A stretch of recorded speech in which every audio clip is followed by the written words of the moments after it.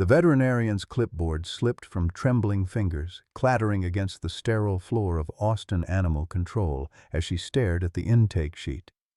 Thunder Military Identification Number K92247 was scheduled for euthanasia at 3 p.m. in exactly 6 hours. This wasn't just another abandoned street dog. This was America's most decorated German Shepherd, the four-legged hero who had saved 47 soldiers in Afghanistan. Dr. Patricia Hernandez backed against the kennel door, her breath catching as she watched the magnificent black and tan shepherd lying motionless on concrete, ribs protruding through matted fur. The other staff members gathered behind her, their faces pale with recognition. One whispered, "Dear God, what have we done?"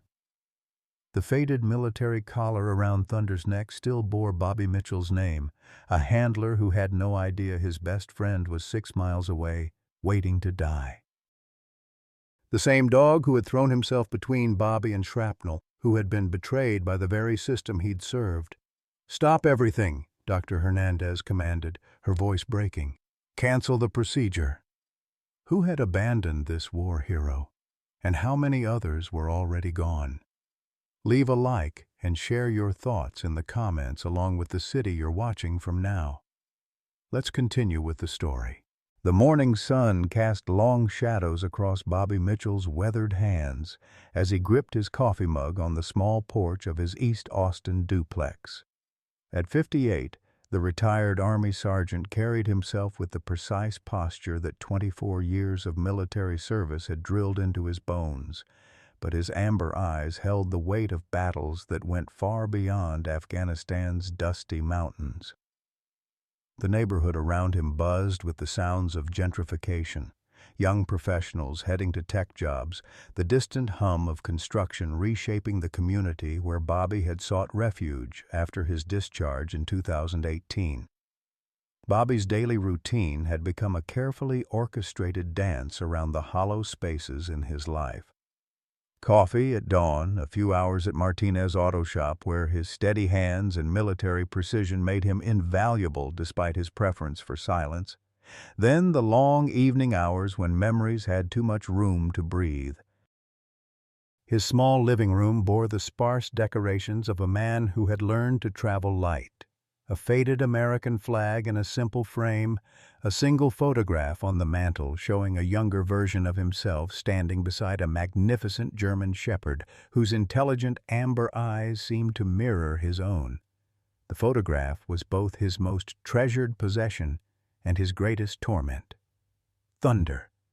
The name still caught in Bobby's throat when he whispered it during sleepless nights, had been more than a military working dog.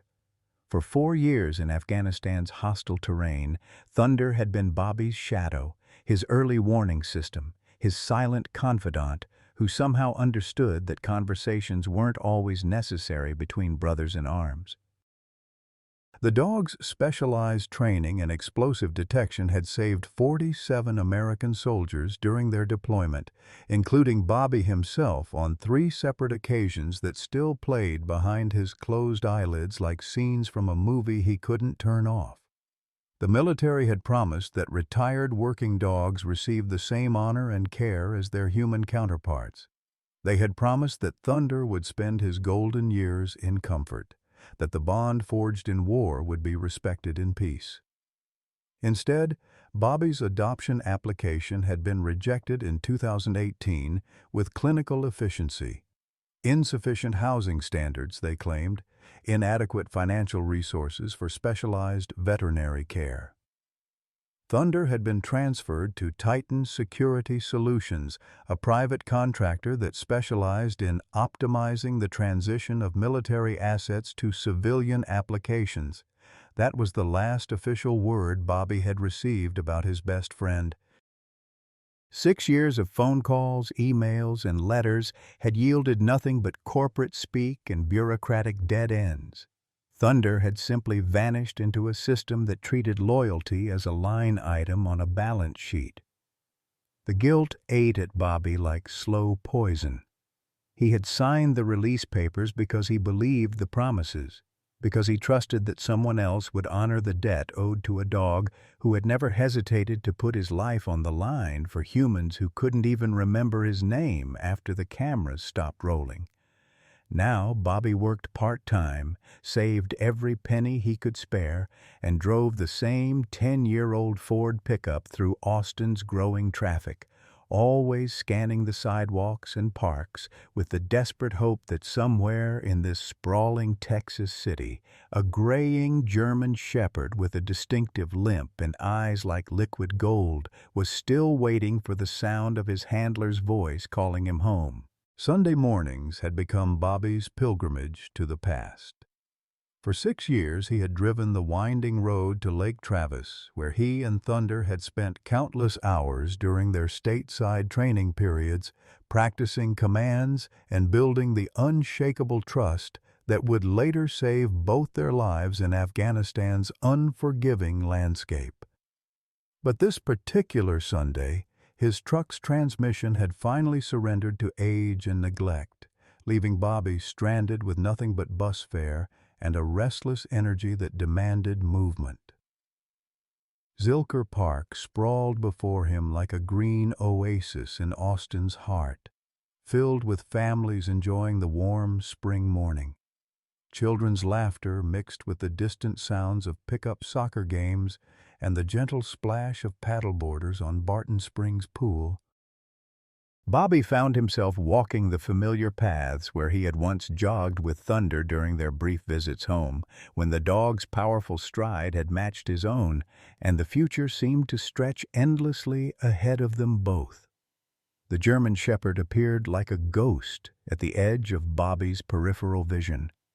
At first it was just another dog among the dozens that frequented the park. But something in the animal's bearing made Bobby's steps falter. The dog sat perfectly still beneath an ancient oak tree, its posture unnaturally straight, ears alert despite its obvious exhaustion.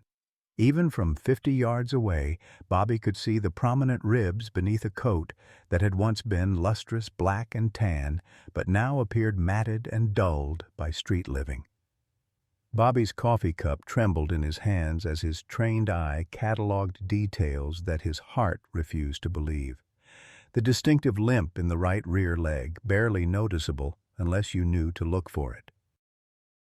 The way the dog's head tilted at precisely 15 degrees when processing distant sounds, a quirk that had amused their drill instructors and later proved invaluable in detecting the barely audible click of improvised explosive devices. Most telling of all were the eyes, amber gold and intelligent, holding a depth of patience that seemed almost human in its resignation. "Thunder," Bobby whispered, the name escaping his lips like a prayer he had forgotten how to say. The dog's ears twitched at the sound, a response so subtle that anyone else would have missed it.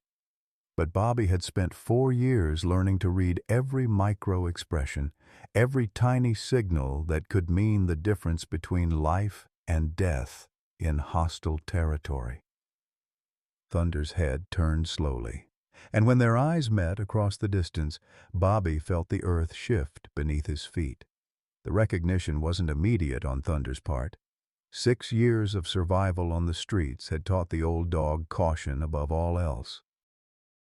But as Bobby approached with the careful, non-threatening movements that had been second nature during their partnership, something stirred in Thunder's tired frame. The dog didn't wag his tail or offer the enthusiastic greeting of a pet reunited with its owner.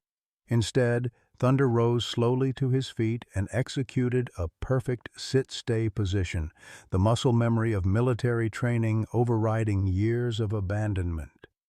Bobby knelt in the grass 3 feet away, close enough to see the gray threading through Thunder's muzzle and the careful way the dog favored his left front paw. The shrapnel scar was still visible along Thunder's left flank, a jagged line of white fur that marked where metal fragments had torn through flesh and fur during that terrible night in Kandahar when Thunder had thrown himself between Bobby and an incoming mortar round. "I know that scar," Bobby said softly, his voice thick with emotions he had buried for years. "I know those eyes." "I know you, boy." Thunder's response was a single step forward, then another, until he was close enough for Bobby to see the exhaustion etched in every line of his aging frame. When the dog finally pressed his massive head against Bobby's chest, the gesture was so gentle, so familiar, that Bobby felt 6 years of carefully constructed emotional barriers crumble like sand. The reunion might have continued in that sacred space beneath the oak tree, but a sharp voice cut through the moment like a blade. "Step away from my dog, please. He's been through enough trauma without strangers upsetting him." Bobby looked up to see a woman approaching with the determined stride of someone accustomed to protecting the vulnerable. Margaret Sullivan was 67 years old, with silver hair pulled back in a practical ponytail and wearing the kind of comfortable clothes that spoke of someone who spent her days caring for others rather than impressing them. Her blue eyes held the sharp intelligence of a former military nurse, and the protective way she positioned herself between Bobby and Thunder made it clear that she had appointed herself the dog's guardian. "Ma'am, I understand your concern," Bobby said, rising slowly to his feet while keeping his hands visible and non-threatening. "But I think there's been a misunderstanding. This dog's name is Thunder, and he served with me in Afghanistan. I've been looking for him for 6 years." Maggie Sullivan's weathered hands tightened protectively around the makeshift leash she had fashioned from an old rope, her nurse's instincts immediately cataloging the stranger's body language for signs of deception or threat. 6 years of working with abandoned animals at Austin's overcrowded shelters had taught her that well-meaning people often appeared with elaborate stories about their missing pets, usually after seeing a particularly appealing dog that might improve their family's social media presence. "Sir, I appreciate whatever story you might have, but this dog has been in my care for 8 months now," Maggie said, her voice carrying the firm authority of someone who had spent decades managing emergency rooms and wouldn't be easily swayed by sentiment. "I found him half dead behind a Walmart, eating cardboard because his stomach couldn't handle real food anymore. He was nothing but ribs and scars and eyes that had given up hoping." Bobby felt his chest tighten at the image her words painted, but he forced himself to remain calm.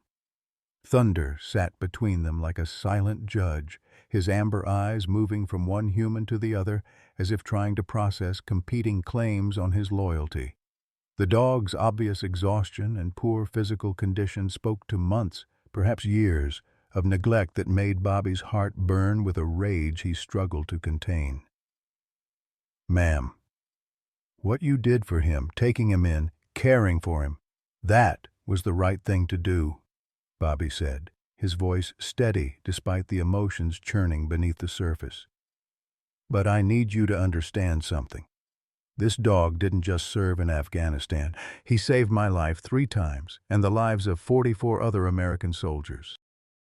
His military designation was MWD Thunder, K9 Unit 2247. "I can prove it." Maggie's skeptical expression didn't waver, but something in Bobby's tone, the precise way he cited Thunder's official designation, the controlled grief in his voice when he spoke of their service together, made her pause. She had seen enough military personnel during her nursing career to recognize the particular brand of trauma that came from losing brothers in arms, whether they walked on 2 legs or 4. "Prove it then," she said, crossing her arms. "Tell me something about this dog that only his real handler would know." Bobby nodded, understanding the test for what it was. He turned slightly toward Thunder, who was still sitting in perfect military attention despite his obvious weakness. Thunder responds to hand signals before voice commands. He was trained that way because explosives detection often required absolute silence. Bobby raised his right hand, fingers extended, and made a subtle downward motion. Thunder immediately dropped into a prone position, his movements precise despite his age and condition. "That could be basic obedience training," Maggie said, but her voice held less certainty now. "Watch this," Bobby continued. He made a circular motion with his index finger, followed by 2 quick taps on his chest. Thunder rose, circled once to his left, and returned to sit facing away from Bobby, a specialized alert position used to signal the presence of explosive devices while keeping the handler out of the potential blast radius. Maggie's breath caught audibly. Dear God, I've been trying to figure out why he does that circling thing whenever he gets anxious. I thought it was just a nervous habit. Bobby knelt again, and this time his voice carried the weight of shared history. The scar on his left side isn't from a fight or an accident. It's from shrapnel that was meant for me. We were clearing a compound in Kandahar when the insurgents triggered a booby trap. Thunder threw himself between me and the blast. He paused, his fingers hovering inches from Thunder's flank. There should be a smaller scar just behind his right ear, shaped like a crescent moon. That's from a piece of concrete that ricocheted during the same explosion. Maggie gently parted the fur behind Thunder's ear, and her face went pale when she found the exact mark Bobby had described. I noticed that scar during his first veterinary exam, but I never thought. She looked up at Bobby with new understanding dawning in her eyes.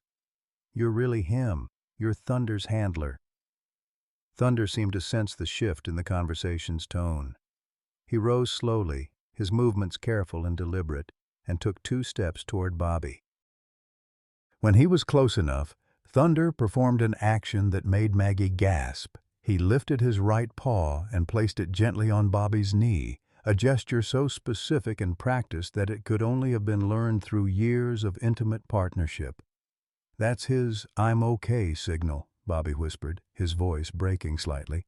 He used to do that after every mission to let me know he wasn't hurt. I haven't seen him do that in 6 years. Maggie felt tears gathering in her eyes as she watched the reunion unfold. The dog she had come to love as her own companion was clearly recognizing his original human, and the joy mixed with confusion in Thunder's tired eyes was heartbreaking to witness. She had always known that Thunder carried himself differently than other rescue dogs, with a dignity and bearing that spoke of important work and cherished partnerships. Now she understood why. The small veterinary clinic on East Cesar Chavez smelled of antiseptic and hope, 2 scents that had become intimately familiar to Maggie Sullivan over the past 8 months. Dr. Patricia Hernandez, a compact woman in her 40s with gentle hands and eyes that had seen too many cases of animal neglect, carefully examined Thunder while Bobby and Maggie waited in tense silence. The reunion in the park had been emotional, but the reality of Thunder's condition was sobering. The once powerful German shepherd who had charged through Afghan battlefields now struggled to stand for more than a few minutes at a time.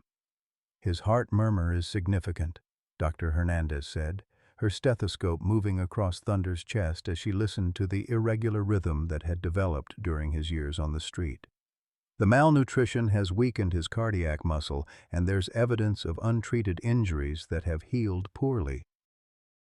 This dog has been surviving on pure willpower.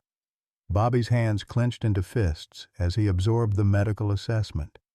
During their partnership in Afghanistan, Thunder had been the picture of canine health, 75 pounds of muscle and determination, capable of working 12-hour shifts in 100-degree heat without showing fatigue.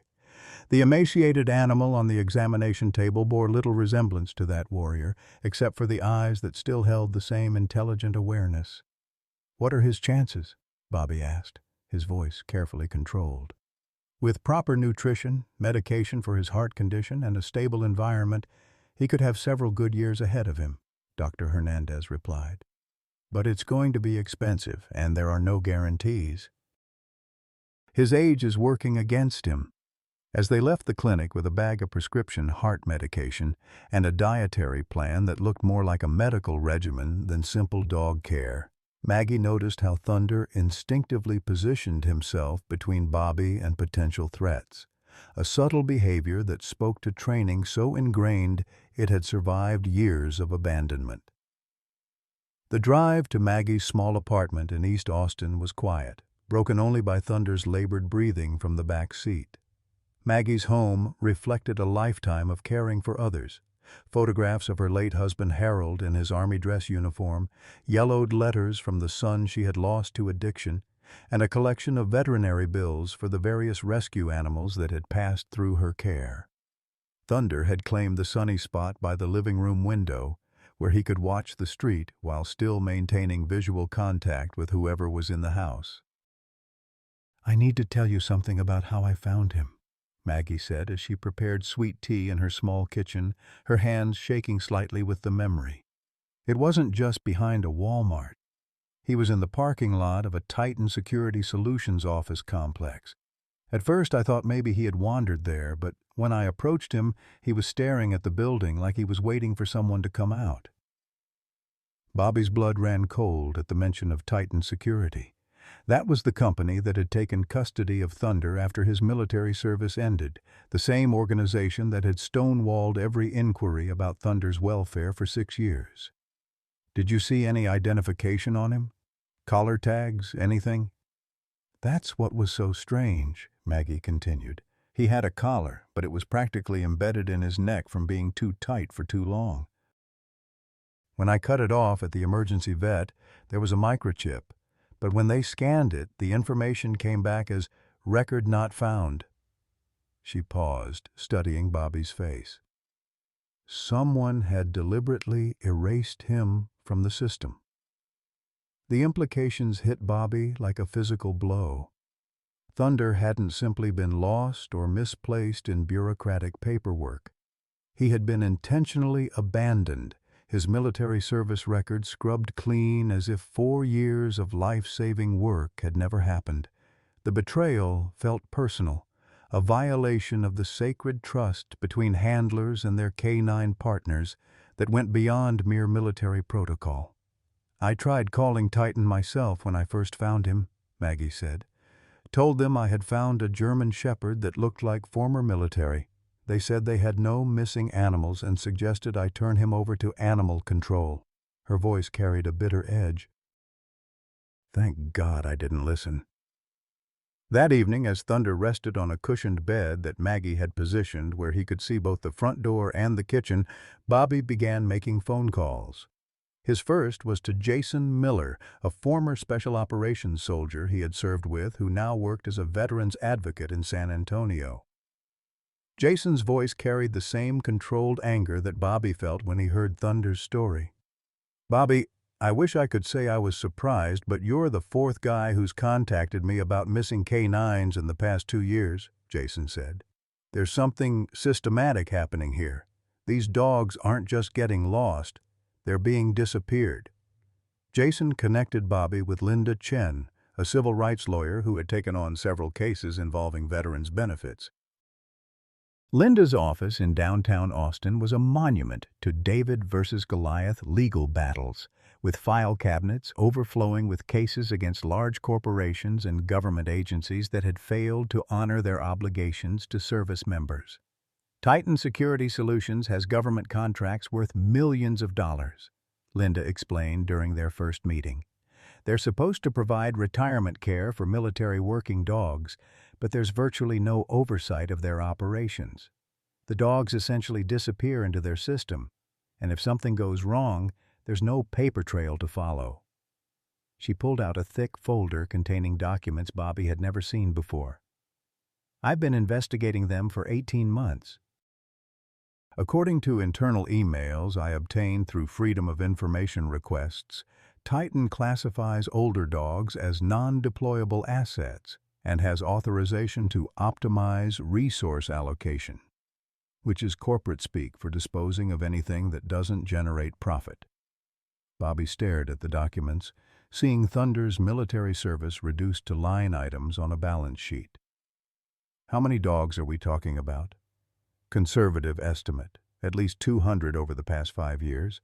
Some were sold to overseas security firms, others were transferred to research facilities, and some—" Linda's voice trailed off. "Some just disappeared from the records entirely." The next morning brought an unexpected visitor to Maggie's apartment. Thunder's reaction was immediate and visceral. He struggled to his feet despite his weakness, positioning himself between the front door and his humans with a low growl that carried decades of protective instinct. Through the window, Bobby could see a black sedan with government plates and two men in business suits who had the unmistakable bearing of corporate security. "Ms. Sullivan," the older man said when Maggie opened the door, "I'm David Patterson from Titan Security Solutions. We understand you're harboring stolen military property." "Stolen property?" Maggie's voice rose with indignation. "This is a sick, abandoned dog that I rescued from your parking lot." Patterson's companion stepped forward, holding an official-looking document. "That animal is classified military equipment under federal law. You're required to turn him over to our custody immediately, or face prosecution for theft of government property." Bobby appeared beside Maggie, his military bearing evident in every line of his posture. "I'm Sergeant Robert Mitchell, Thunder's original handler. That dog was supposed to be available for adoption by military personnel." "Why was I denied the right to reclaim my partner?" "Sir, I'm not authorized to discuss classified operational details," Patterson replied, but Bobby caught the slight hesitation in his voice. "Our records show no adoption request from anyone by that name." "Then your records are incomplete," Bobby said, producing copies of his adoption application and the rejection letter he had received 6 years earlier. "This dog earned his retirement through service to his country. He's not equipment to be disposed of when convenient." The confrontation ended with the Titan representatives retreating to their sedan, but not before Patterson delivered a thinly veiled threat about the consequences of interfering with corporate operations. As they drove away, Bobby noticed Thunder finally relaxing, but the old dog's eyes remained fixed on the window with the vigilance of a soldier who knew the enemy had not truly retreated. That night, Bobby called Linda Chen with new determination. "I want to file suit against Titan Security, not just for Thunder, but for every dog they've disappeared. This ends now." The viral video began as an accident, captured by 17-year-old Maria Santos on her phone while walking through downtown Austin's busy Congress Avenue. What started as a casual recording of street musicians quickly transformed into something that would reshape national conversations about loyalty, service, and the bonds between humans and animals. Maria had been filming the diverse crowd enjoying the warm spring afternoon when her camera inadvertently focused on an elderly German shepherd walking slowly beside two older adults near the intersection of Congress and 2nd Street. Thunder moved with the careful deliberation of age and injury, but his posture retained the unmistakable bearing of a military working dog. Bobby walked on his left side, matching the dog's pace with the patience of someone who understood that some journeys couldn't be rushed. Maggie flanked Thunder's right, her nurse's training evident in how she monitored his breathing and energy levels with each step. To casual observers, they appeared to be simply an older couple enjoying a walk with their pet, but those who looked closer could see the deeper connections binding the three together. The moment that changed everything occurred at 2:47 p.m., precisely captured by Maria's phone camera and witnessed by dozens of bystanders. 5-year-old Emma Rodriguez was visiting downtown Austin with her grandmother Rosa when the child's bright yellow ball escaped her grasp and rolled directly into the busy intersection.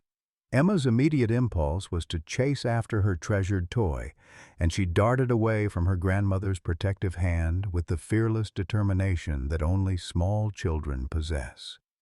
Rosa's scream of terror cut through the afternoon noise as she watched her granddaughter run into traffic. A delivery truck, its driver distracted by his GPS navigation, was bearing down on the intersection at 35 miles per hour. The driver's reaction time, slowed by the split second it took to process the small figure in his path, would not be sufficient to avoid tragedy. Bystanders froze in horror, their minds unable to process the unfolding disaster quickly enough to intervene. Thunder's response was instantaneous and instinctive, overriding the limitations of his aging body and damaged heart. The 12-year-old German Shepherd launched himself forward with a power that seemed impossible given his recent medical diagnosis. His military training, dormant but never forgotten, engaged with the precision of a guided missile.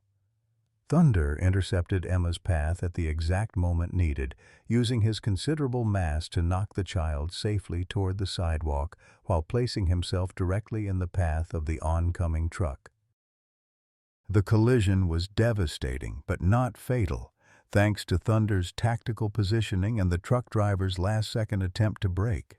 Thunder's body absorbed the impact that would have killed Emma instantly, sending him tumbling across the asphalt with injuries that his already compromised system struggled to withstand. Maria's phone camera captured every second of the rescue, from Thunder's heroic charge to his motionless form lying in the street, blood pooling beneath his graying muzzle. Bobby's anguished cry of "Thunder" echoed off the downtown buildings as he rushed to his fallen partner. The scene that followed was simultaneously heartbreaking and inspiring, a decorated military veteran cradling his wounded K-9 companion, while paramedics and veterinary emergency responders converged on the intersection. Emma Rodriguez sat crying but uninjured on the sidewalk, her grandmother Rosa clutching her granddaughter while tears of gratitude streamed down her weathered cheeks. "He saved her," Rosa kept repeating to anyone who would listen. "That beautiful dog saved my baby's life." Maria's video, uploaded to TikTok with the caption, "Hero Dog Saves Little Girl Downtown Austin," exploded across social media platforms within hours. The footage's raw emotional impact, an aging, obviously unwell dog sacrificing himself to protect a child he had never met, struck viewers with the force of a revelation about loyalty, service, and the nobility that humans often fail to recognize in the animal kingdom. Dr. Patricia Hernandez arrived at the emergency veterinary clinic in a personal vehicle rather than waiting for the ambulance, her face grim as she supervised Thunder's transfer to the intensive care unit. The dog's injuries were severe: multiple fractures, internal bleeding, and most critically, the trauma had triggered a cardiac episode that pushed his already weakened heart to the brink of total failure. "He's fighting, Dr." Hernandez told Bobby and Maggie as they waited in the clinic's sterile hallway, "but his heart is barely functioning. The next 24 hours will determine everything." As Thunder lay unconscious in the ICU, connected to monitors that tracked his fading vital signs, Maria's video was being shared across every social media platform imaginable. #Thunder Saves. Emma began trending nationally, followed quickly by #Military Dogs Deserve More-E and #Bring Thunder Home. The comment sections filled with stories from other veterans who had lost track of their K-9 partners, parents expressing gratitude for Thunder's sacrifice, and animal lovers demanding justice for a hero who had given everything twice, once in military service and again on a busy Austin street. Television news stations picked up the story within 6 hours, with reporters converging on the veterinary clinic where Bobby maintained his vigil beside Thunder's bed.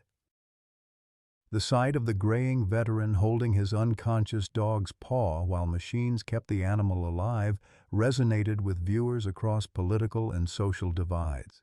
This wasn't about policy or politics. It was about fundamental human values of loyalty, sacrifice, and honoring those who serve. Bobby found himself thrust into an unwanted spotlight as reporters requested interviews about Thunder's military service and their separation. "This dog saved 47 American soldiers during our deployment," he told a CNN correspondent, his voice thick with emotion. "When he needed us to save him, we failed, but even after being abandoned by the system he served, he was still willing to give his life for a stranger's child. That's who Thunder is. That's who he's always been." The story's emotional impact was amplified by the broader context that investigative journalists quickly uncovered. Thunder wasn't an isolated case of a lost military dog. He was part of a systematic pattern of neglect affecting hundreds of retired K-9 veterans. Linda Chen found herself fielding calls from reporters across the country as the legal implications of Thunder's case became clear. The American people are finally seeing what we've been trying to expose for years, Linda told a Washington Post reporter. These dogs, served with distinction, saved countless human lives and deserve better than being treated as disposable equipment when their service ends. As Thunder's condition remained critical, the video continued to spread internationally. Military families from around the world shared their own stories of K-9 partners who had been separated from their handlers by bureaucratic indifference. The hashtag #ThunderStrong emerged as supporters organized fundraising campaigns to cover Thunder's medical expenses and support legal action against Titan Security Solutions. In his unconscious state, Thunder couldn't know that his final act of heroism had sparked a movement that would ultimately transform how military working dogs were treated in retirement. He couldn't know that Emma Rodriguez, the child he had saved, was asking her grandmother to pray for the angel dog who got hurt saving me. He couldn't know that his sacrifice was forcing a nation to confront uncomfortable truths about how it honored service and loyalty. The intensive care unit at Austin Emergency Veterinary Hospital had become a shrine of hope and desperation, where the mechanical rhythm of life support machines provided the only evidence that Thunder's magnificent heart was still fighting. For 72 hours, Bobby had maintained his vigil in the uncomfortable plastic chair beside the steel examination table, his weathered hands never leaving Thunder's motionless form. The viral video had brought unwanted attention, but Bobby barely registered the reporters gathering outside or the thousands of comments flooding social media. His entire world had contracted to the rise and fall of Thunder's labored breathing and the irregular beeping of cardiac monitors that seemed to echo the countdown of a life hanging in the balance. Dr. Hernandez delivered the devastating news on Thursday morning, her gentle voice cutting through Bobby's exhausted haze like a blade wrapped in silk. "Bobby, I need you to understand the reality of Thunder's condition. The trauma from the accident triggered massive cardiac failure. His heart is functioning at less than 20% capacity, and the damage appears to be irreversible." She paused, allowing the weight of her words to settle before continuing. "We're keeping him comfortable with medication, but his body is shutting down. You need to start thinking about quality of life decisions." The phrase quality of life hung in the air like a euphemism too painful to translate into plain language. Bobby knew what Dr. Hernandez was suggesting, that Thunder's heroic rescue of Emma Rodriguez might have been his final gift to the world, and that prolonging his suffering served no one except Bobby's desperate need to avoid another goodbye.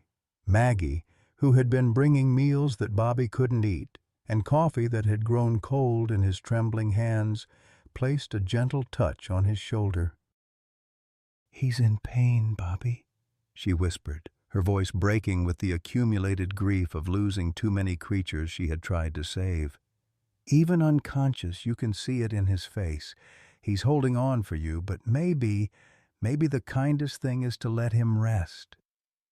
The financial reality added another layer of cruelty to an already impossible situation. Thunder's emergency surgery and intensive care had generated medical bills exceeding $37,000 in just 3 days. The GoFundMe campaign inspired by the viral video had raised nearly $15,000 from strangers around the world, but the gap between hope and resources continued to widen with each passing hour. Bobby had already liquidated his modest retirement savings and taken a second mortgage on his small duplex, but even those desperate measures weren't sufficient to cover the mounting costs of keeping Thunder alive. Linda Chen arrived at the hospital Friday evening with documents that felt like a death sentence wrapped in legal terminology. Titan Security Solutions had filed an emergency injunction claiming ownership of Thunder as classified military property and demanding immediate custody of the dying dog. The legal papers argued that any medical decisions regarding Thunder required corporate authorization, effectively removing Bobby's ability to make end-of-life choices for his own partner. They're claiming that Thunder was never officially retired from military service, Linda explained, her voice tight with controlled fury. According to their filing, he remains government property on temporary assignment to their facilities. If the court grants this injunction, they can override any medical decisions you make, including— She couldn't finish the sentence, but Bobby understood the implication. The cruel irony wasn't lost on him. Titan was asserting ownership over Thunder precisely when it became convenient to control his death after years of abandoning him to starve on the streets. The same corporation that had erased Thunder's identity from their records was now claiming legal authority over his final moments, transforming even his peaceful passing into a bureaucratic battle. Saturday brought new horrors disguised as medical updates. Thunder's kidney function had begun failing, a cascade effect from his damaged heart's inability to circulate blood effectively. Dr. Hernandez explained that dialysis might buy additional time, but at enormous financial and physical cost to an animal whose body was already beyond its capacity to heal. The treatment would require Thunder to remain hospitalized indefinitely, connected to machines that would sustain biological functions while offering no possibility of recovery or conscious awareness. "It's not living, Bobby, Doctor," Hernandez said gently. "It's just postponing death while causing suffering." The media attention surrounding Thunder's condition had transformed the veterinary hospital into a circus of cameras and reporters seeking statements about the hero dog's final battle. Bobby found their presence obscene, a commodification of grief that reduced Thunder's dignity to sound bites and social media content. The dog, who had spent his life serving quietly and bravely, was being forced to die in the glare of public scrutiny, his private agony becoming entertainment for strangers who would forget his name within a week. That evening, as Austin's summer heat gave way to the relative coolness of night, Bobby made the decision that had been tearing at his soul for days. He couldn't afford the continued medical intervention that might keep Thunder's body functioning without consciousness. He couldn't bear to watch his partner suffer through procedures that offered no hope of meaningful recovery. Most painfully, he couldn't allow Titan Security Solutions to transform Thunder's death into another corporate victory, turning the dog's final moments into a legal possession rather than a farewell between brothers. "I want to bring him home," Bobby told Dr. Hernandez, his voice steady despite the tears streaming down his weathered cheeks. "If he's going to die, he should die where he's loved, not hooked up to machines in a sterile room. Can you give us that much?" Dr. Hernandez nodded slowly, understanding both the medical reality and the emotional necessity of Bobby's request. "We can arrange palliative care, pain medication to keep him comfortable, and you can take him to whatever environment feels right for both of you." "But Bobby, you need to understand, once we disconnect the life support, it will be a matter of hours, not days." As Bobby signed the discharge papers that would bring Thunder home to die, he couldn't know that this moment of private surrender would become the catalyst for a national reckoning with how America treated its four-legged veterans. The revelation came not through investigative journalism or legal discovery, but through the trembling voice of a young man whose guilt had finally overcome his fear. David Wells, Jr., 28 years old and bearing the invisible scars of 3 tours in Iraq, stood outside Maggie's apartment at 7 in the morning, his hands shaking as he clutched a manila envelope that contained documents capable of destroying his father's career and reputation. The son of Titan Security Solutions CEO had spent sleepless nights watching Thunder's story unfold across social media, seeing in the dying dog's loyal eyes a reflection of his own abandoned K9 partner, a Belgian Malinois named Ranger, who had saved his life countless times before disappearing into the same corporate machinery that had swallowed Thunder. "Ma'am, I need to speak with Sergeant Mitchell," David said, when Maggie opened the door, his voice carrying the hollow exhaustion of someone who had wrestled with conscience and finally surrendered to doing what was right. "It's about Thunder, and about my father's company. There are things you need to know before it's too late." Inside the small living room, where Thunder lay on his makeshift bed, breathing with the labored rhythm of a heart that was slowly surrendering its fight, David spread out documents that revealed the systematic betrayal of America's military working dogs. Internal emails from Titan Security Solutions painted a picture of corporate callousness that transformed loyal service animals into line items on profit and loss statements. Dogs that became too expensive to maintain were quietly transferred to facilities that existed only on paper, their medical records altered to show deaths that never occurred, their microchips deactivated to ensure they couldn't be traced if found by Good Samaritans like Maggie. "My father created this system," David said, his voice breaking as he pointed to email exchanges between Harrison Wells Sr. and Department of Defense officials. "After I came back from Iraq, after Ranger was taken from me the same way Thunder was taken from you, I tried to tell him what these dogs meant to us. But he said I was being sentimental, that the military had made us weak by encouraging emotional attachments to equipment." The documents revealed that Harrison Wells Sr. had suffered his own traumatic loss, but had processed it through a lens of bitter pragmatism rather than compassion. When David's unit had been ambushed in Fallujah in 2019, Ranger had detected the improvised explosive device that would have killed 6 American soldiers, including David. But the dog had been severely injured in the subsequent firefight, requiring months of expensive medical treatment that ultimately saved his life, but left him with permanent disabilities that ended his military career. Dad couldn't understand why the Army spent $50,000 saving Ranger when they couldn't bring back the soldiers who died in other attacks. David continued, his hands trembling as he showed Bobby and Maggie the financial records that documented Titan's systematic abandonment of retired K9s. He kept saying that if we were going to honor military sacrifice, it should be for humans, not animals. So when he got the contract to manage retired working dogs, he saw it as an opportunity to rationalize resource allocation. His words, not mine. The most damning evidence came in the form of a recording that David had made during a heated argument with his father 6 months earlier. Harrison Wells Sr.'s voice, captured on David's phone, revealed the cold calculation behind Titan's policies. These dogs serve their purpose and now they're expensive liabilities. We're not running a charity for geriatric animals.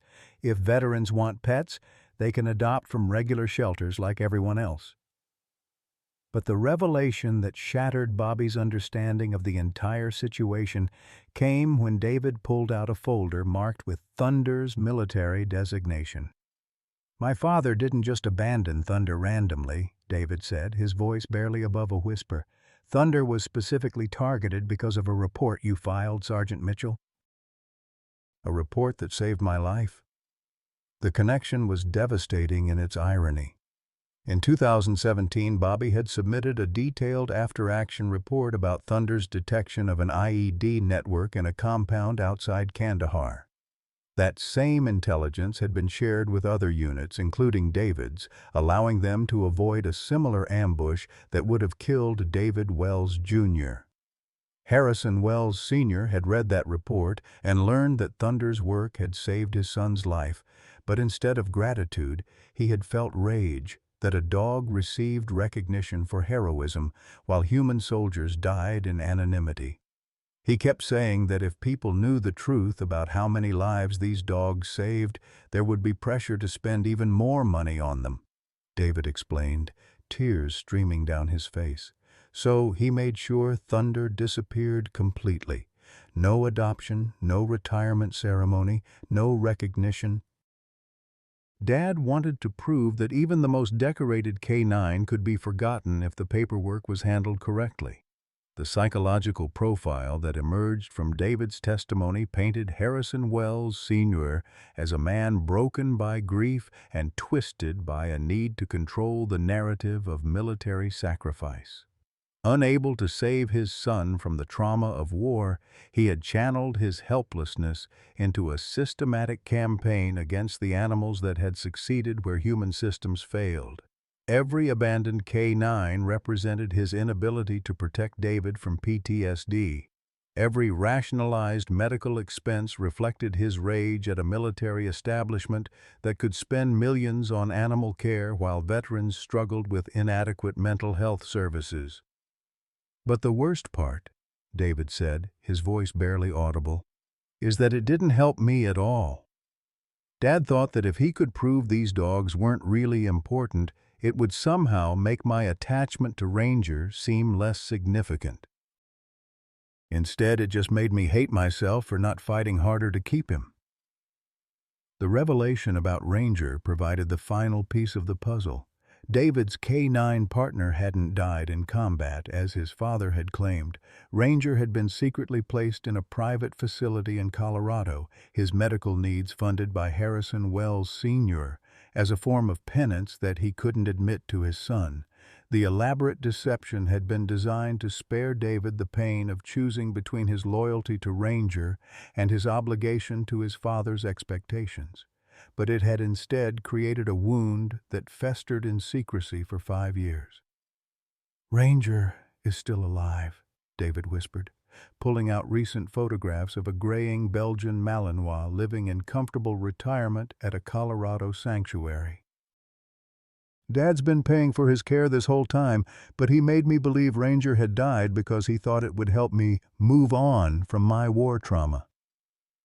As the three humans absorbed the implications of David's revelations, Thunder stirred on his bed, his amber eyes opening for the first time in hours.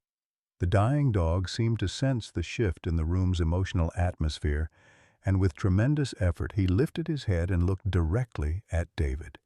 The young veteran knelt beside Thunder's bed, and when the dog placed a weak paw on David's knee, the same gesture he had once used to comfort Bobby, both men understood that Thunder's capacity for forgiveness extended even to the family that had orchestrated his abandonment. "He knows," David said, his voice filled with wonder and shame. "Somehow he knows I'm connected to what happened to him, and he's still trying to comfort me." The documents David had brought provided more than just evidence of corporate malfeasance. They offered a roadmap to reuniting dozens of other K9 veterans with their handlers, reversing years of systematic separation and neglect. Email chains revealed the locations of dogs that had been secretly placed in facilities across the country, their handlers believing them dead while they waited in quiet desperation for familiar voices that never came. But perhaps most importantly, David's testimony provided insight into Harrison Wells Sr.'s psychological motivations, revealing him not as a heartless villain, but as a father whose grief had metastasized into a campaign against the very loyalty and courage that had saved his son's life.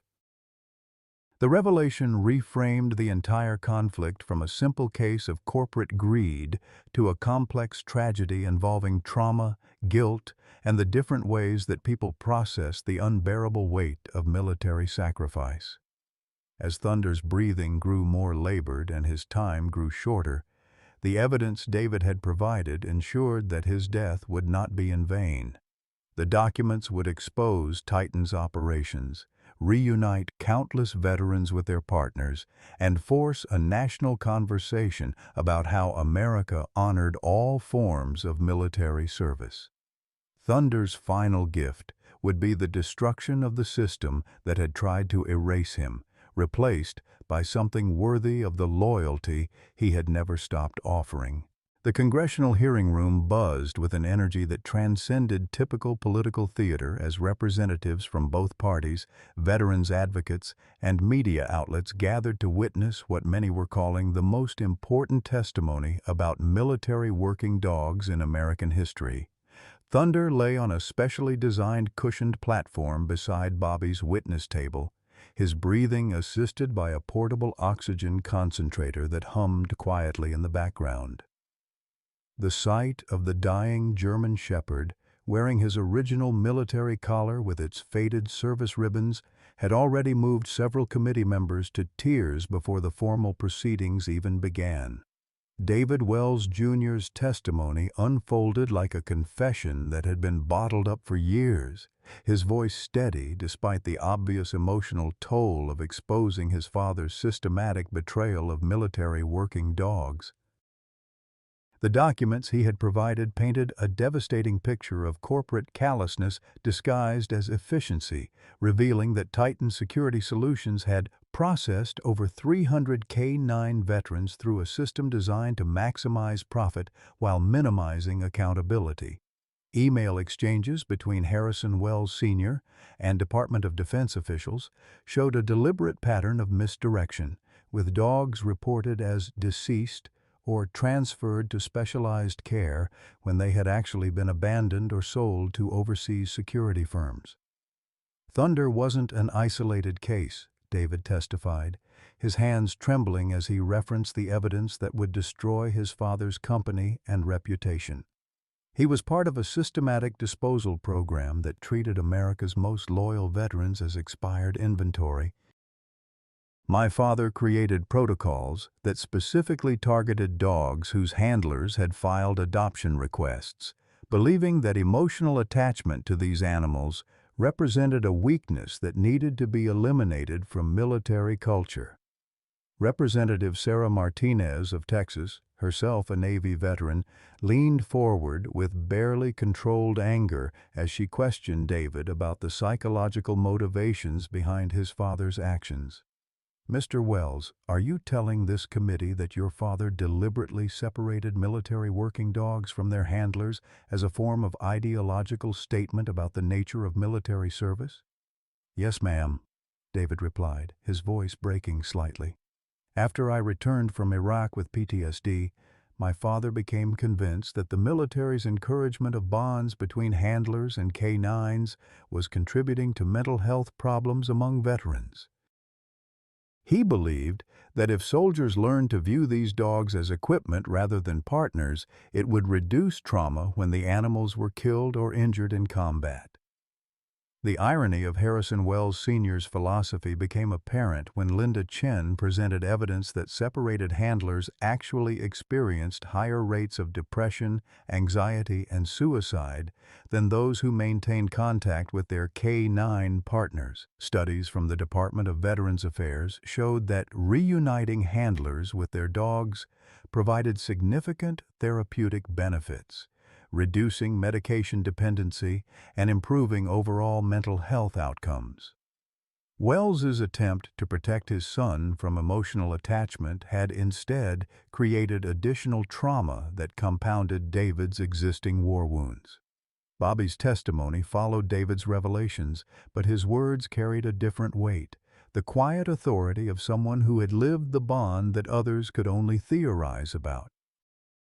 Holding Thunder's paw while the dog lay motionless beside him, Bobby spoke about the sacred trust between handlers and their K-9 partners, a relationship forged in combat and tested by circumstances that most Americans could never imagine.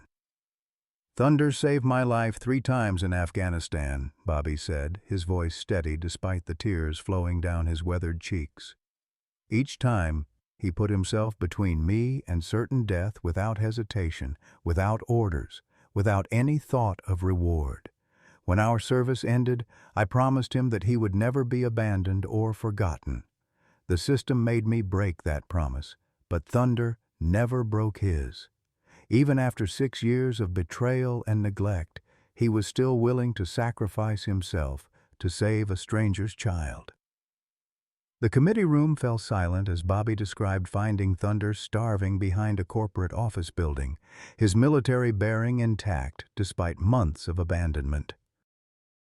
The visual of the dying dog breathing with mechanical assistance while his handler testified about their unbreakable bond created a moment of moral clarity that transcended political divisions. Even the most hardened representatives found themselves moved by the simple truth that loyalty deserved recognition regardless of species. Harrison Wells Sr.'s appearance before the committee later that afternoon provided a stark contrast to the emotional testimony that had preceded it. The Titan CEO, accompanied by a team of corporate lawyers, maintained the cold professionalism that had characterized his company's treatment of military working dogs.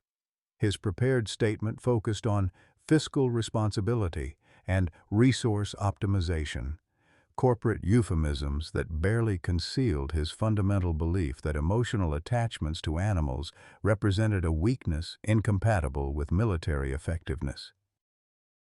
The Department of Defense contracts Titan Security Solutions to provide cost-effective management of retired military assets, Wells testified, his voice devoid of the emotion that had characterized earlier witnesses.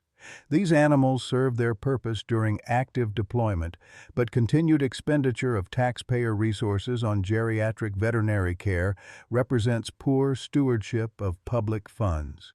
Representative James Morrison of Ohio, a Vietnam veteran whose own service dog had died years earlier, interrupted Wells' prepared remarks with a question that cut to the heart of the moral issue. "Mr. Wells, do you believe that loyalty and service should be rewarded with abandonment and neglect when they become inconvenient?" Wells' response revealed the psychological framework that had enabled his systematic betrayal of military working dogs. Representative Morrison, "The military teaches soldiers that mission accomplishment takes precedence over personal attachment. These animals accomplished their missions. Continued emotional investment in their welfare after deployment compromises the professional detachment necessary for effective military service." The committee's final witness was Emma Rodriguez, the 5-year-old child whose life Thunder had saved just weeks earlier. Emma's grandmother Rosa carried the small girl to the witness table where she clutched a drawing she had made of Thunder surrounded by hearts and rainbows. Speaking in the simple, direct language of childhood, Emma told the committee that the angel dog got hurt saving me, and now everyone should help angel dogs when they get old. Emma's testimony lasted less than 5 minutes, but its impact was profound. Here was the living proof of Thunder's continued value, a child whose future existed because a supposedly expired asset had retained enough courage and loyalty to sacrifice himself for a stranger. The moral arithmetic was simple enough for a 5-year-old to understand, making the corporate complexity of Wells's justifications appear grotesque by comparison. The hearing concluded with Thunder experiencing a medical crisis that nearly ended his life on live television. As Bobby was delivering his closing statement about the debt America owed to its 4-legged veterans, Thunder's breathing became increasingly labored, his oxygen levels dropping to dangerous levels despite the mechanical assistance. Dr. Hernandez, who had been monitoring Thunder's condition from the audience, rushed forward with emergency medication while cameras captured every moment of the dying dog's struggle. "He's fighting to stay alive long enough to see justice," Bobby whispered as veterinary staff worked to stabilize Thunder's condition. "Even now, he's still serving." The image of Thunder clinging to life while his handler pleaded for recognition of military working dogs' sacrifice became the defining moment of the hearing. Social media exploded with demands for immediate legislative action, while news outlets broadcast footage of the dying German Shepherd, whose loyalty had become a symbol of America's obligation to honor all forms of military service. Within hours of the hearing's conclusion, both houses of Congress had introduced emergency legislation that would become known as Thunder's Law. The bill mandated immediate adoption opportunities for retiring military working dogs, established federal funding for their medical care, and created criminal penalties for the systematic abandonment that Titan had practiced. More importantly, it recognized military working dogs as veterans rather than equipment, entitled to the same respect and care afforded to their human counterparts. Harrison Wells, Sr. resigned from Titan Security Solutions that evening, his corporate empire crumbling under the weight of public outrage and federal investigation. In a brief statement, he announced his intention to personally fund a rehabilitation facility for abandoned military working dogs, acknowledging that his grief over his son's trauma had blinded him to the loyalty and courage that deserved celebration rather than elimination. As Thunder was transported back to Austin in a specially equipped medical vehicle, his breathing stabilized by new medications and his vital signs monitored by veterinary staff, the nation watched with collective breath held. The dog who had become a symbol of forgotten loyalty was returning home to die, but his legacy was already transforming how America understood its obligations to those who served without voice or choice, asking only for the opportunity to protect and be remembered. The plane carrying Thunder, Bobby, and Maggie touched down at Austin Bergstrom International Airport to find thousands of supporters gathered despite the late hour. Veterans, families, and animal lovers had driven from across Texas to witness Thunder's homecoming, their candles and flags creating a sea of flickering light that welcomed the dying dog back to the city where his story had captured the nation's conscience. Thunder's final journey was almost complete, but his impact on American military culture and veteran affairs was just beginning to unfold. The autumn breeze carried the scent of changing leaves through the open windows of the small house on Maple Street, where Bobby and Maggie had created something neither had imagined possible in their later years. A family born not from blood, but from shared purpose and unconditional love. Thunder lay on his favorite cushion by the fireplace, his breathing steady and peaceful for the first time in months, the result of experimental heart medication funded by an unlikely benefactor who had once orchestrated his abandonment. The living room bore witness to an extraordinary transformation. What had begun as a desperate attempt to save one dying dog had evolved into a nationwide movement that redefined how America honored military service across all species. The passage of Thunder's Law had created immediate changes that rippled through military installations and veteran communities across the country. Within 60 days of the congressional hearing, over 200 military working dogs had been reunited with their handlers, emerging from corporate facilities where they had been warehoused like forgotten inventory. Each reunion carried its own story of loyalty tested by time and bureaucracy, but none more powerful than the weekly gatherings that had begun taking place in Bobby and Maggie's backyard, where veterans and their K-9 partners found healing in shared understanding and mutual support. Harrison Wells, Jr. had become an unexpected ally in these efforts, his guilt over his father's actions channeling into passionate advocacy for military working dog welfare. The reunion with his own K-9 partner, Ranger, had provided a foundation for psychological healing that years of traditional therapy had failed to achieve. Watching the graying Belgian Malinois navigate the familiar routines of protection and companionship, David understood that his father's attempt to spare him emotional pain had instead created wounds that only genuine connection could heal. "Ranger remembers everything," David had told the support group during one of their evening sessions, his voice filled with wonder as he described his dog's immediate recognition despite 5 years of separation. "He still positions himself between me and doorways, still does that little circle thing before lying down. It's like the years apart were just a long deployment, and now we're both finally home." The financial settlement from Titan Security Solutions had funded the Thunder Foundation, a nonprofit organization that Maggie managed with the efficiency of someone who had spent decades organizing medical care under pressure. The Foundation's mission extended beyond simple reunification to address the complex medical and psychological needs of aging, military working dogs and their handlers. The irony wasn't lost on anyone that Harrison Wells Sr.'s attempt to eliminate emotional bonds between veterans and their canine partners had instead created the most comprehensive support system in the program's history. Bobby found purpose in ways he hadn't experienced since his military service ended. His days were filled with visits to VA hospitals, where Thunder served as an unofficial therapy dog despite his own medical limitations.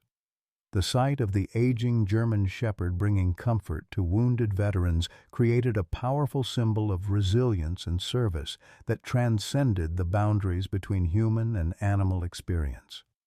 Thunder's presence seemed to unlock conversations that traditional therapy couldn't reach, allowing traumatized soldiers to discuss their own abandoned canine partners and the guilt that accompanied surviving when their dogs had not. There's something about Thunder that makes people feel safe enough to tell the truth. Dr. Rebecca Santos, the VA's head of psychological services, had observed during one of their hospital visits, he carries himself like someone who's seen the worst of humanity and still chooses to trust.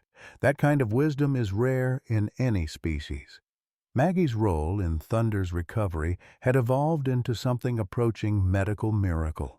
Her nursing background, combined with an intuitive understanding of Thunder's needs, had extended his life far beyond Dr. Hernandez's initial prognosis. The combination of cardiac medication, carefully monitored exercise, and the healing power of genuine companionship had stabilized Thunder's condition to the point where he could enjoy simple pleasures. Morning walks around the neighborhood, afternoon naps in patches of sunlight, and evening gatherings where his presence anchored a community of healing veterans. The relationship between Bobby and Maggie had deepened beyond their shared commitment to Thunder's welfare. Their marriage, 6 months after the congressional hearing, had been a quiet ceremony attended by dozens of veterans and their canine partners, with Thunder serving as both ring-bearer and symbol of the love that could emerge from the most unlikely circumstances. At 67 and 58 respectively, they had discovered that meaningful companionship could begin at any age, requiring only the courage to remain open to connection despite past disappointments. Their home had become an informal headquarters for military working dog advocacy, with congressional representatives regularly visiting to observe the success of Thunder's law implementation. The sight of elderly veterans finding renewed purpose through caring for their aging canine partners provided powerful evidence that retirement from military service didn't require abandonment of military values. The bonds forged in combat proved capable of providing structure and meaning in civilian life, creating communities of mutual support that extended far beyond individual relationships. Emma Rodriguez, now 6 years old and in first grade, had become Thunder's most devoted young friend, visiting weekly with drawings and stories about her school adventures. Her grandmother, Rosa, often brought homemade tortillas and tales of her own late husband's military service, creating intergenerational connections that enriched everyone involved. Emma's fearless affection for Thunder had taught the old dog that not all interactions with children would end in dangerous rescues, allowing him to relax into the role of gentle companion rather than constant protector. "Thunder saved my life," Emma would tell anyone who listened, "and now I help take care of him because that's what friends do." The national attention surrounding Thunder's story had generated opportunities that Bobby and Maggie approached with careful consideration. Publishers wanted to chronicle their journey, documentary filmmakers sought access to their daily routines, and corporate sponsors offered funding for expanded advocacy efforts. They accepted some opportunities while declining others, always measuring potential benefits against Thunder's need for peaceful recovery and their community's preference for authentic connection over media spectacle. The most meaningful recognition came from unexpected sources. Military units deployed overseas sent photos of their K-9 teams with messages of support. Elementary schools across Texas adopted Thunder as their mascot and raised funds for military working dog care. And nursing homes invited Bobby and Thunder for visits that brought comfort to elderly residents who remembered their own wartime service companions. Dr. Hernandez continued to monitor Thunder's medical progress with amazement at his resilience and gradual improvement. "I've never seen a cardiac patient respond so positively to what amounts to love therapy," she admitted during one of their regular checkups. "His heart function has actually improved since leaving the hospital, which shouldn't be possible given the extent of his initial damage." As autumn gave way to winter, Thunder's daily routine reflected the contentment of a veteran who had finally found his place in the world. Morning walks with Bobby through neighborhoods where residents had learned to recognize and greet the famous dog. Afternoon rest periods where Maggie would read aloud while Thunder dozed nearby, and evening gatherings where other veterans shared stories of their own K-9 partners in a living room filled with the warmth of understanding and acceptance. The Foundation's work had expanded to include legislative advocacy at the state level, with dozens of states passing their own versions of Thunder's law to ensure comprehensive protection for military working dogs. The systematic abandonment that had once characterized the retirement process had been replaced by celebration and recognition, with formal adoption ceremonies that honored the service of both handlers and their K-9 partners. On quiet evenings when the house was peaceful and Thunder lay sleeping by the fireplace, Bobby and Maggie would reflect on the extraordinary journey that had brought them together. Two lonely people and one abandoned dog had somehow created a movement that transformed national policy and touched countless lives across the country. Their small house had become a symbol of what was possible when individuals refused to accept institutional indifference and fought for recognition of loyalty regardless of its form. Thunder's amber eyes, though clouded by age, still held the intelligence and dignity that had made him an exceptional military working dog and an even more exceptional companion. His story had become larger than any individual experience, representing the obligation that free societies owe to those who serve without choice and protect without condition. In saving Thunder, Bobby and Maggie had discovered that they had also saved themselves, finding purpose and connection in their later years that neither had expected to experience again. For our listeners who understand the profound bonds that shape our later years, Thunder's story reminds us that it's never too late to fight for what matters, to build the family we need, and to discover that our most meaningful chapters might still be unwritten. Whether through military service, raising children, or simply showing up for those who need us most, we all know the weight of loyalty and the pain of feeling forgotten. But Thunder's journey from abandonment to national symbol proves that love and purpose can be rediscovered at any stage of life, and that the relationships we fight for often become the ones that save us in return. Have you ever had a companion, human or animal, whose loyalty taught you something profound about love? What would you fight for if you found the courage Thunder's story represents? Share your thoughts below. Your stories of loyalty, second chances, and the bonds that sustained you through life's challenges matter more than you know.